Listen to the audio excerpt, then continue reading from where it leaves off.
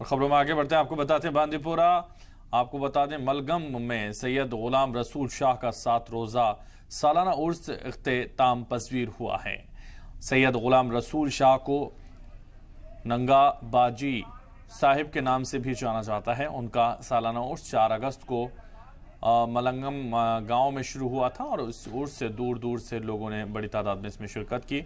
उर्स के आखिरी दिन तिलावत कलाम पाक और नात नबी के साथ दुआया तकरीब का भी अहतमाम किया गया।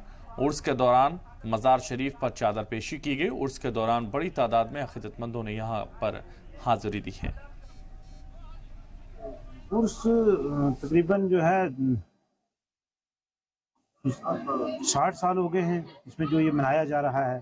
ये सैयद गुलाम रसूल शाह उर्फ नांगा बाजी रहमतुल्लाह ताला अलैह हैं, तो इनका 60 साल से तकरीबन यहाँ उर्स मनाया जा रहा है। और ज़्यादातर जो इनके मुरीदीन हैं, चाहने वाले हैं, वो इहाता जम्मू उसके हैं, जम्मू प्रोविंस के हैं, राजौरी, पुंछ, जम्मू, कठुआ, सांबा और कश्मीर वैली से भी काफ़ी इनके जो है मुरीदीन हैं।